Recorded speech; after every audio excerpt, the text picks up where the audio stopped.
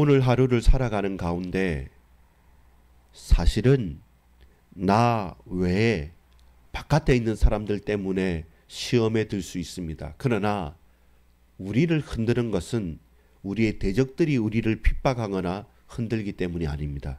결국 내부의 조직들, 내 속에 있는 것들, 내 가까이 있는 이웃과 우리의 혈육을 나눈 친지들이 또한 동역자들이 흔들릴 때, 또한 우리를 배신할 때 사람은 한없이 무너지고 약해집니다. 결국 살아남는 조직, 결국 힘이 있는 한 가족이 되기 위해서는 그 속에서부터 은혜를 입어야 합니다. 아버지 하나님, 내가 하나님께 하나님 앞에서 이 백성에게 백성을 위하여 행한 모든 일을 기억하사 내게 은혜를 베푸시옵소서. 느헤미야의 기도가 나의 기도가 되며 우리의 기도가 되기를 원합니다. 총독의 녹을 거부하고 그 백성의 중한 일들을 놓고 그들의 연약한 심령들을 위해 내 모든 것을 쏟아 부을 만큼 하나님의 은혜를 입게 하옵소서. 아깝지도 않고 부족하지도 않고 그것 때문에 불편하지도 않을 만큼 감사와 감격과 기적이 넘치는 구원의 은혜를 맛보아 알게 하옵소서. 구주 예수 그리스도 이름으로 간절히 기도 올리옵나이다. 아멘. 여러분 반갑습니다. 오늘은 2025년 11월 24일 월요일입니다.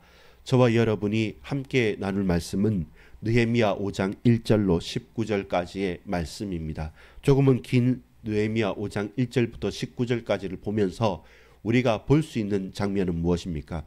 정말로 비참하고 안타까운 장면입니다. 실제로는 왜 성벽 재건의 공사가 무너졌을까? 그토록 중요한 언약을 붙잡고 갔음에도 불구하고 왜 그들이 그 마음속에 그 열망이 식어버렸을까라는 고민과 질문거리들이 있었더랬습니다. 그 가운데 느헤미야가 찾은 것은 외부의 적들의 공격이었습니다. 아닥사스다 왕이나 그 있었던 왕들, 왕권, 권력을 의지하여서 그들이 거짓말을 하였고 그 법적인 힘을 가지고 누른 것이 사실입니다. 그리고 성벽을 재건할 때마다 성전을 재건할 때마다 수많은 이런저런 꼬투리를 통해서 그 이스라엘 백성들을 흔들었고 외부적인 큰 압박감 가운데 그들을 도저히 숨쉴 수 없을 만큼 밀어붙였던 것입니다. 근데 여러분, 그것은 정말로 빙산의 일각이었습니다. 아주 간단했던 문제였습니다. 더 깊이 들어가 보니까 그 문제는 아니었습니다. 여러분, 외부의 핍박은 내부의 결속을 더 강하게 하는 경우가 많습니다. 우리가 그 속에 갈등이 있고 연약하더라도 바깥에 적이 쳐들어왔을 때는 하나가 되었습니다. 여러분, 놀랍게도 대한민국이라는 나라가 동서남북 여러 가지 지역적인 또 학연과 여러 혈연 때문에 많이 어려운 나라이기도 합니다. 그만큼 정치나 여러 가지 문화적으로 다이나믹합니다. 근데 언제 하나가 됩니까? 축구할 때, 그 올림픽 할 때, 한일전 할 때, 이럴 때는 뭐 동서 화합이 정말로 잘 됩니다. 왜 그렇습니까? 무엇 때문에 그렇습니까? 외부의 환란이죠. 내부의 결속을 다지는데 결국 핵심은 뭐였습니까? 첫 번째입니다.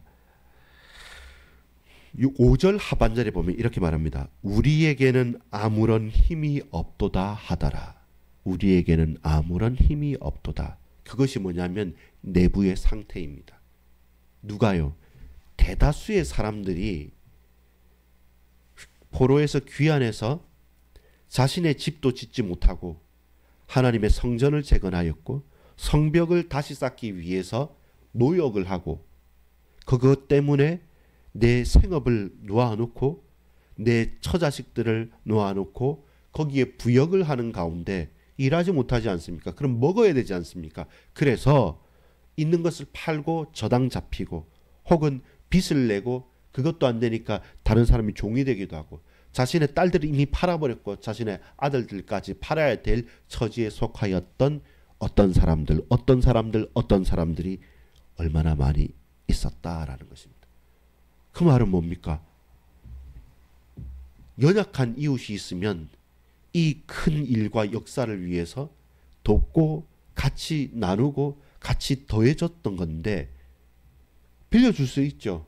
근데 심한 고리대금업으로 이자를 많이 받아서 나중에는 그 보증을 섰던 것들이 그 빚으로 잡혔던 포도원이 그리고 그 땅이 집이 넘어갈 만큼 노예로 팔려갈 만큼 이방의 나라로 끌려간 노예가 아니라 그 속에서 그 민족이 스스로 노예가 되는 것만큼 아무런 힘이 없이 되어버렸으니까 과연 성벽이 재건이 되겠습니까? 불가능하죠. 근데 그 불가능하도록 외부의 적들이 말한 것이 아니라 내부에 있었던 완악한 백성들의 지도자들이 그 일들을 꾸미고 그것을 통해서 자신의 이득과 배를 불리는 것에 혈안이 되어 있었고 성벽을 재건한다, 성전을 다시 일으키 세운다, 그것은 허울뿐인 하나의 슬로건밖에 외치는 소리밖에 안 됐던 겁니다. 이것을 보고 느헤미야는 어떻게 했습니까? 6절에 내가 백성의 부르짖음과 이런 말을 듣고 크게 노하였으나, 엄청난 분노가 치밀어 오른 것이죠. 근데 지도자는요, 거기에서 그걸 그대로 터뜨리는 사람이 아니라 7절에 깊이 생각하고 귀족들과 민장들을 꾸짖어 그들에게 이르기를 너희가 각기 형제에게 높은 이자를 취하는도다 하고 대회를 열고 그들을 쳐서 그들에게 이르기를 우리는 이방인의 손에 팔린 우리 형제 유다 사람들을 우리 힘을 다하여 도로 찾았거늘 너희는 너희 형제를 팔고자 하느냐. 이것이 오늘의 제목이고 핵심이죠. 너희는 너희 형제를 팔고자 하느냐. 첫 번째는 뭐였습니까? 우리는 아무런 힘이 없도다. 이것이 그 당시 이스라엘 백성들의 영적인 상태였고 육신적인 상태였습니다. 무엇 때문에? 내부의 적들 때문에. 성벽 밖의 적이 아니라 성벽 안에서 성벽을 쌓고 있는 그 내부의 적이 더욱더 교묘하였고 더욱더 위협적이어서 이제는 느헤미야는 판단합니다. 너희가 옳지 못하다. 너희는 도리어 우리가 포로되었던 형제들을 찾아왔는데 이 속에서 형제들을 노예로 만드는도다. 너희는 너희 형제를 팔고자 한다. 하나님께서 우리를 핏값으로 주시고 사셨는데 너희는 도리어 형제들을 팔고 그 피를 흘리게 하는 도적과 같아. 이렇게 말하는 겁니다. 19절에 보면 내가 또 이르기를 너희의 소행이 좋지 못하도다. 악하단 말입니다. 그리고 말합니다. 그런즉 너희는 그들에게 오늘이라도 그들의 밭과 포도원과 감람원과 집이며 너희가 구워준 돈이나 양식이나 새 포도주나 기름의 100분의 1을 돌려보내라 하였더니 착복했던 것들 돌려보내. 그리고 그들로 살 수 있도록 하라라는 것입니다. 근데 여러분, 하나님의 엄중한 꾸짖음과 하나님의 역사가 이르면 그 죄악이요 드러났을 때 핑계대거나 이유되거나 거부하지 않고 그걸 순순히 받아들일 수 있는 역사가 나타나는 것이죠. 오늘 주일 예배를 생각해 보자면 우리의 죄악이 더러운 옷을 통해서 꽁꽁 싸매고 있는 것이 아니라 벗어버렸을 때 드러나거든요. 근데요, 왜 부끄럽지만 우리가 그 앞에 나갈 수 있냐면 우리 주님의 손에 품에 안기는 것이기 때문입니다. 주께서는 우리의 죄악을 도말하시고 우리를 깨끗해 하시고 우리를 싸매 주시고 우리를 회복하실 분임을 분명히 알기 때문에 벗을 수 있고 씻김을 받고 그 발을 씻겨주시는 세정로가 되신 주님 앞에 나아가서 이제 그리스도로 옷 입게 되기 때문에 언약합니다. 12절이면 그들이 말하기를 우리가 당신의 말씀대로 행하여 돌려보내고 그들에게서 아무것도 요구하지 아니하리다. 고백이 있자, 자원하는 고백이 있자 바로 보증을 세웁니다. 누구입니까? 느헤미야가 제사장들을 부릅니다. 그리고 맹세하라 말하고 그들에게 이 맹세를 어겼을 때 티끌을 떨어보내면서 그것을 어길 때는 너희의 모든 것도 이렇게 티끌처럼 떨어버리고 아무것도 남지 않을 것이라는 엄중한 경고와 약속을 하고 실제로 그 일이 이루어질 수 있도록 만들어가는 것입니다. 13절에 내가 옷자락을 털어 이르기를 이 말대로 행하지 아니하는 자는 모두 하나님이 또한 이와 같이 그 집과 산업에서 털어버리실지니 아무 소유도 너희가 얻지 못할 것이다. 뭐라고 말합니까?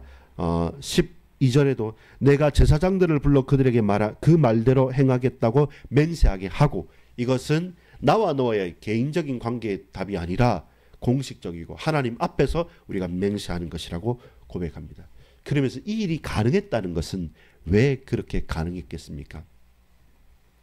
첫째는 우리에게는 아무 힘이 없도다. 영적인 상태고 육신적인 그 이스라엘의 상태였죠. 그러니까 성벽이 허물어지고 재건이 안 되고 있었죠. 그래서 제대로 보니까 그들의 백성들의 문제죠. 그들의 행위가 심히 좋지 못하는 것이죠. 그리고 그것을 지적하고 말합니다. 너희는 너희 형제를 팔고자 하느냐. 실제로는 팔고 있다는 것입니다. 그래서 이제는 그들을 돌이키고 그들에게 맹세하게 만듭니다. 결국 그것이 가능했다는 이유는 가능할 수 있었던 느헤미야의 말이, 느헤미야의 명령이 그 백성들에게 그리고 그 지도자들에게 먹혀들 수 있는, 가슴에 울림이 있을 수 있는 이유는 무엇이었습니까? 14절입니다. 아닥사스다 왕 제20년부터 제32년까지 12년 동안은 나와 내 형제들이 총독의 녹을 먹지 아니하였느니라.